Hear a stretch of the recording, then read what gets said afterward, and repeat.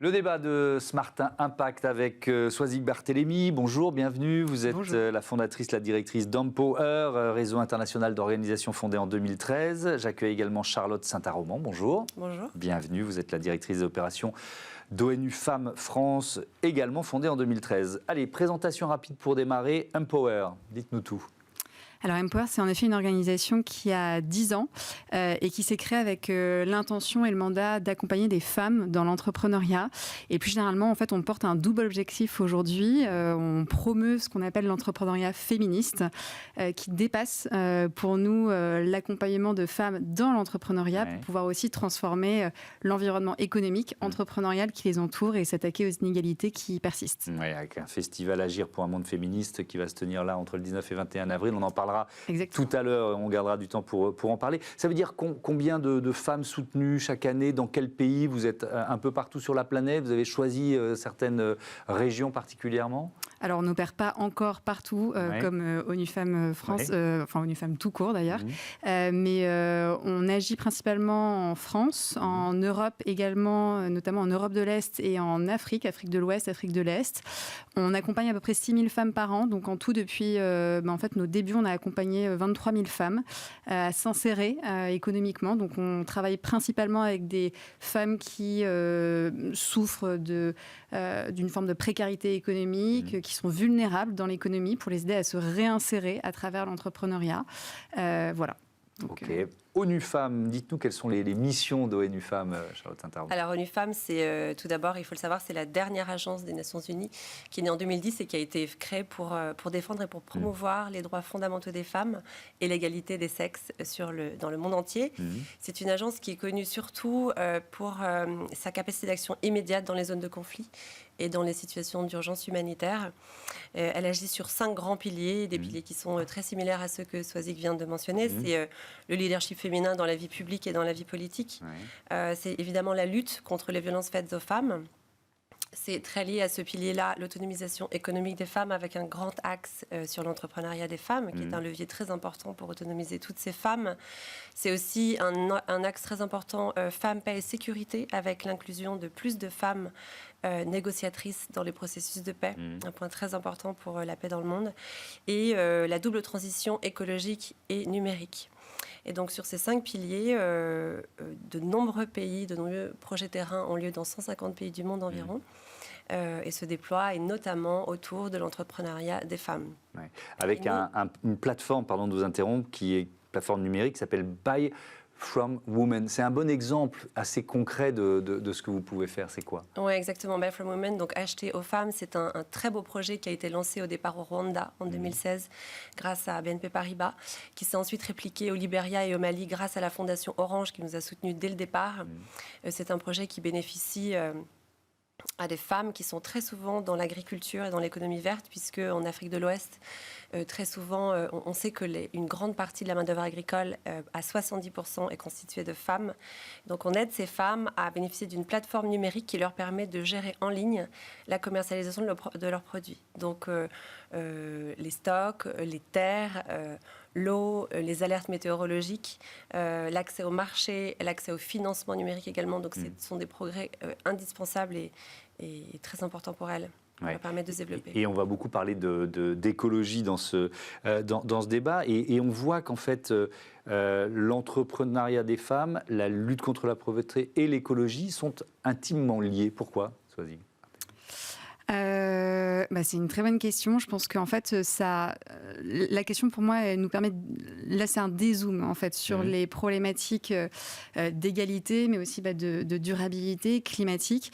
Et en effet, en fait, nous, notre conviction, c'est que ce n'est pas juste une question de nombre de femmes dans l'économie ou dans la politique ou dans certains secteurs, mais c'est aussi une question de modèle.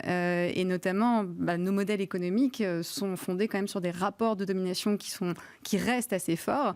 On a une répartition sectorielle typiquement entre différents secteurs économiques qui n'est pas juste un nombre de femmes ou d'hommes, mais aussi des inégalités salariales, une distribution de la richesse qui n'est pas la même. Et le lien avec l'écologie, alors justement, c'est un modèle à faire évoluer, c'est ça ? Bien sûr, parce qu'il y a un lien très fort entre la manière dont les femmes restent d'une certaine manière exploitées dans l'économie et la manière dont l'environnement est aussi exploité à travers notre économie et notre modèle économique. Donc les deux sont à changer et il faut avoir une vision d'ensemble. Avec ce chiffre, c'est ONU Femmes qui donne ce chiffre sur le nombre de propriétaires fonciers. Moins de 20% des propriétaires fonciers dans le monde sont des femmes. Évidemment, ça cache beaucoup de disparités. C'est une moyenne, hein, donc ça veut dire qu'il y a beaucoup de pays où on est bien en dessous de même des 5%. J'imagine, comment vous accompagnez des femmes agricultrices, d'abord pour peut-être faire augmenter cette moyenne, et puis aussi justement vers une agriculture plus raisonnée, avec peut-être moins d'intrants, moins de produits chimiques. Alors en fait, il y a plusieurs méthodes, mais en effet, on aide ces femmes agricultrices à lever les obstacles qu'elles ont quotidiennement à cause des préjugés et de la différence éternelle entre le traitement des hommes et le traitement des femmes. On les aide à accéder, comme vous le disiez, aux terres, parce que comme vous mentionnez ce chiffre, 14% seulement de femmes sur la terre ont des titres de propriétaires terriennes. Alors, nous, on avait 20%. Ah oui. Moins de 20%. Donc, moi, j'ai 14% d'une étude de loi. C'est une source ONU Femmes, hein, mais bon, c'est pas grave, ça a dû évoluer. Ça a évolué au cours des années. Ouais, mais ça n'évolue pas forcément dans le bon sens. En tout cas, c'est important de leur donner déjà accès. On leur donne accès aux terres, c'est la première chose. On leur donne accès à l'eau, évidemment, également, puisque ce sont des pays très arides où l'eau est une denrée essentielle pour leur... Et le lien avec la transition écologique ? Alors, on leur apprend, elles souffrent énormément, bien entendu, des règlements climatiques. La plateforme qu'on leur propose les aide à gérer justement les alertes météorologiques pour pouvoir pallier ce dérèglement qui impacte évidemment, qui a un gros impact sur leur culture. Et on leur apprend également à limiter l'impact de leur production sur l'environnement. Donc c'est un double gain. Vous aidez une femme, vous aidez sa communauté, vous aidez également à protéger l'environnement. Je vous pose cette question parce que quand on est dans un contexte, dans une configuration qui est plus une configuration de sécheresse ou de famine, est-ce que c'est facile de faire passer justement l'argument de agriculture raisonnée, moins de produits chimiques, moins d'intrants ? Vous voyez ce que je veux dire ? C'est justement un point très important. Il y a une formation que l'on propose à ces femmes pour leur faire comprendre, leur faire utiliser de la meilleure façon les intrants justement biologiques. Donc leur faire utiliser des engrais qui ne sont pas des engrais artificiels et qui ne vont pas démolir les sols, mais qui vont au contraire respecter la nature. C'est vraiment un point important des projets, c'est d'éduquer ces femmes à respecter l'environnement. Ce qu'elles font avec beaucoup de joie quand elles ont compris l'impact. Swazig Barthélémy, il y a un programme que vous proposez avec Empower qui s'appelle Women Grow. Alors on est en plein dans cette problématique. Oui, absolument. C'est un programme qu'on déploie en Afrique de l'Ouest, notamment sur la région du Sahel. Et si je peux me permettre, sur les statistiques qui ont été évoquées, la statistique, elle est donc très faible par rapport à la propriété foncière pour les femmes, mais elle est encore plus faible, en fait. La part de femmes qui détiennent de la terre qui est irriguée est encore plus faible. Donc ça veut dire que non seulement elles ont moins de terre, mais elles ont les moins bonnes terres. Et c'est évidemment une problématique parce que en fait, ce qu'elles produisent et leur travail, en fait, c'est du travail quasiment gratuit sur les terres et elles ne sont pas propriétaires, en fait, des ressources qui sont produites et qu'elles peuvent utiliser après pour soit leur consommation, soit pour aussi de la commercialisation et avoir du financement. Et donc Women Grow. Exactement. Nous, on les accompagne dans l'accès, du coup, à des terres qui sont et du coup l'accès à l'eau, exactement comme ce qui était évoqué. Et on les accompagne ensuite sur la formalisation ou en tout cas l'apprentissage de pratiques agricoles qui sont durables. Et souvent les femmes sont détentrices déjà en fait de ces pratiques.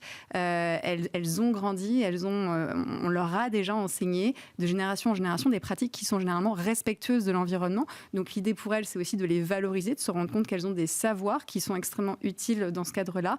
Et ensuite, nous on les accompagne sur un troisième volet qui est la commercialisation, pour les aider vraiment aussi à transformer leur travail en indépendance financière.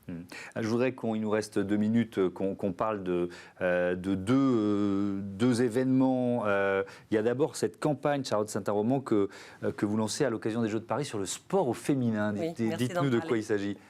Oui, c'est vrai qu'on a toutes les vertus d'une femme entrepreneur peuvent se travailler par le sport.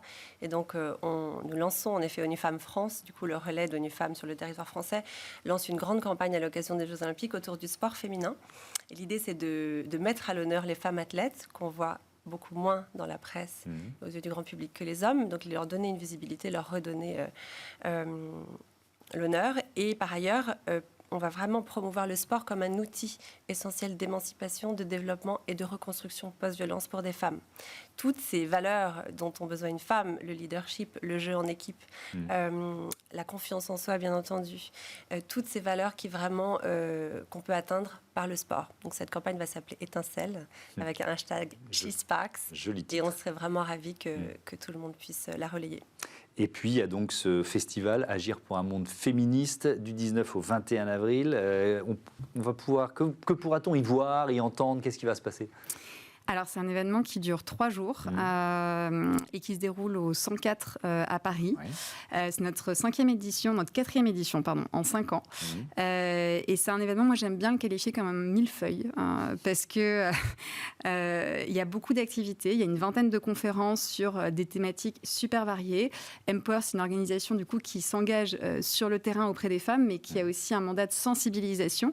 Et donc là, c'est vraiment une mobilisation. C'est ouvert au grand public. On attend un peu plus de 5000 personnes sur ces 3 jours pour s'emparer en fait de thématiques typiquement sur le fléau des violences dans le sport, sur les femmes artistes, sur les nouveaux modèles de parentalité ou encore sur la situation en Afghanistan et en Iran, parce que ce sont des thématiques qui structurent notre société et c'est ultra important de pouvoir écouter. On va accueillir 150 intervenantes et intervenants, experts de ces sujets, journalistes, entrepreneurs, artistes, etc., qui vont pouvoir débattre de ces thématiques et faire avancer le sujet. Et puis, il y a plein d'autres formats, des concerts, du divertissement, des ateliers. Donc, il y en a un petit peu pour tous les goûts. C'est du 19 au 21 avril. Merci beaucoup. Merci à toutes les deux et à bientôt sur Bismart. C'est l'heure de notre rubrique Start-up. Ça tombe bien, c'est une femme entrepreneur.